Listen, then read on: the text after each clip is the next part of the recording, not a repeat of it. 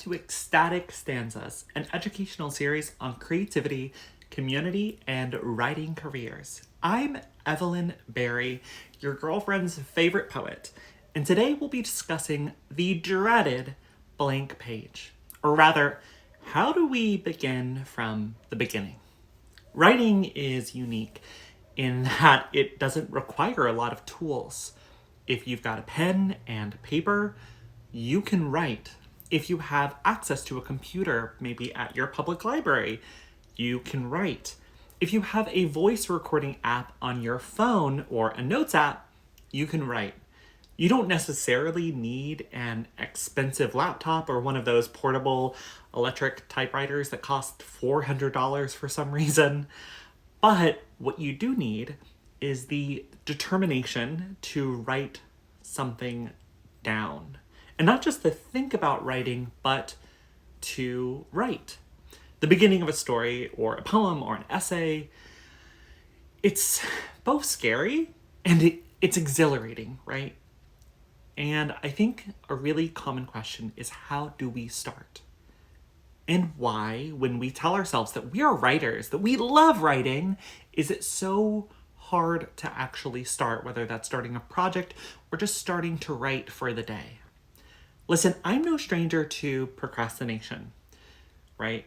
I wake up and I want to write, but there is so much to do first. We have to walk the dog and make ourselves coffee. And I mean, as long as we're in the kitchen, we should probably clean those dishes we left in the sink last night. And as long as we're cleaning, in a little cleaning mood, let's vacuum the living room. And now it's time to go to work. And once we're off work, we'll be like totally ready to write. As soon as, we catch up on the latest episode of our favorite television show or cook dinner or spend time with our dogs or our kids, it's not easy to write. I mean, personally, I am never more productive at housework than I am when I'm putting off writing. When we have so many responsibilities and so much pressure in our daily lives, including endless distractions, it feels like an impossible imposition to take the time to write something that might not, after all, be any good. And I think that's the thing. There's something paralyzing about the blank page. With each stroke of the key comes a possibility for making a mistake.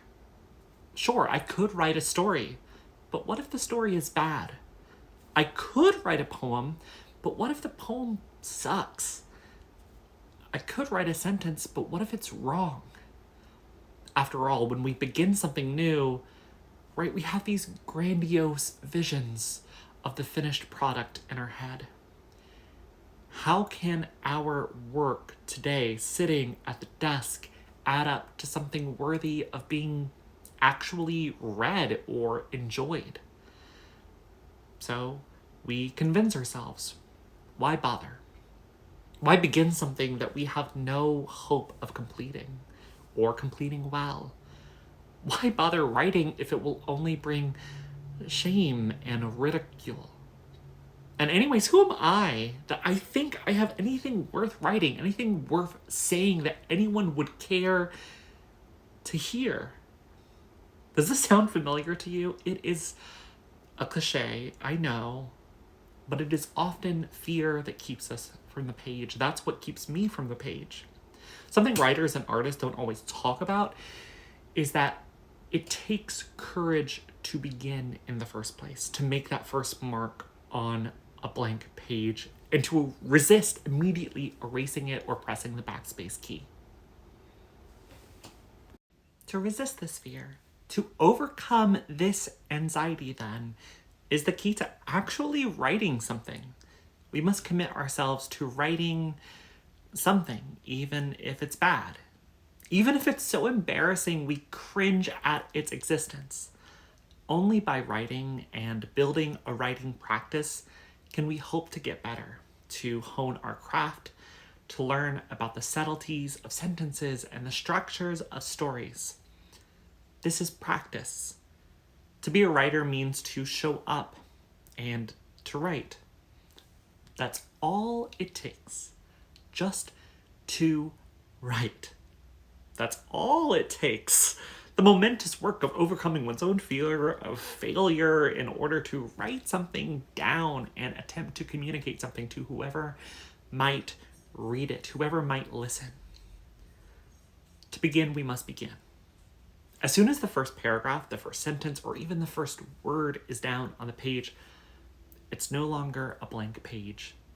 It's a work in progress.